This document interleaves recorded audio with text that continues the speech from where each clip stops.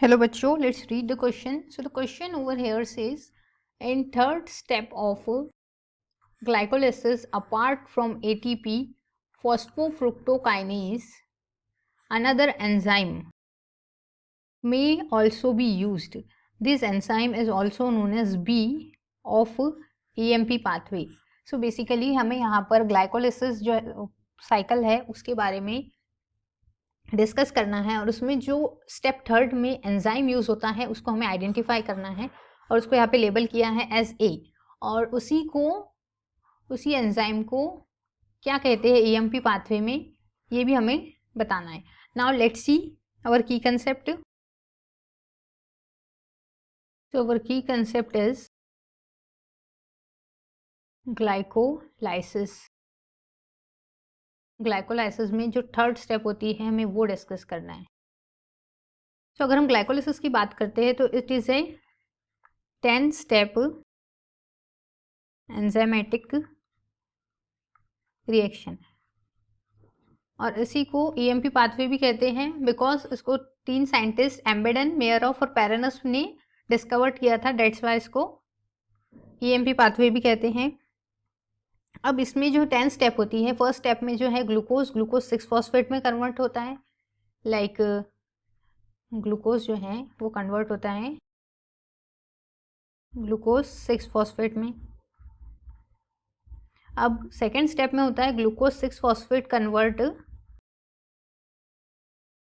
Glucose 6 phosphate जो होता है वो कन्वर्ट होगा, ये हमारी सेकेंड स्टेप है. This is the first step. ये कन्वर्ट होता है फ्रुक्टोज 6 फॉस्फेट में जो कि ग्लूकोज का आइसोमर है.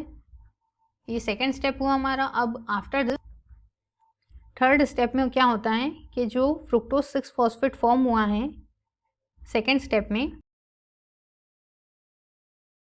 ये फ्रुक्टोज 6 फॉस्फेट कन्वर्ट होता है हमारे फ्रुक्टोज 1,6 डाइफॉस्फेट में. फ्रुक्टोज 1,6 डाइफॉस्फेट और बिसफॉस्फेट भी कहते हैं हम इसे. और यहाँ पर जो इसके साथ लगता है एक एटीपी और एटीपी कन्वर्ट होता है यहाँ पे एडीपी में. इसके लिए जो एंजाइम रिक्वायर्ड होता है हमें वो होता है फॉस्फोफ्रुक्टोकाइनेज. फॉस्फोफ्रुक्टोकाइनेज. अब ये जो फॉस्फोफ्रुक्टोकाइनेज एंजाइम है इसी को ही कहते हैं हम हमारा पेसमेकर. इसी को पेसमेकर कहते हैं ग्लाइकोलाइसिस का, पेसमेकर ऑफ ग्लाइकोलाइसिस. और हम ईएमपी पाथवे भी कह सकते हैं इसको, पेसमेकर ऑफ ग्लाइकोलाइसिस और ईएमपी पाथवे. नाउ अगर हम ऑप्शंस की तरफ देखते हैं तो हमें मेनली ये पूछा गया है कि थर्ड स्टेप में जो ग्लाइकोलाइसिस में फॉस्फोफ्रुक्टोकाइनेज है इसका अनदर एंजाइम कौन सा लगता है इसके साथ. So mainly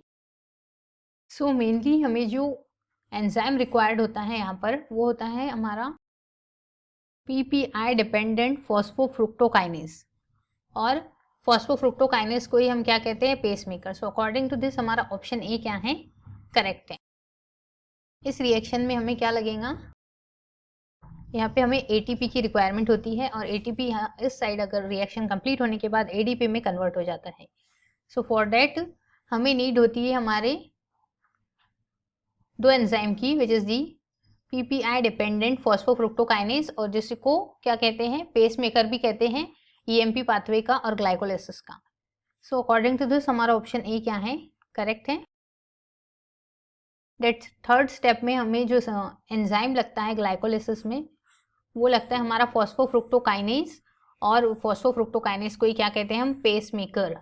so option A is the correct option. I hope you understood it well. Best of luck and thank you.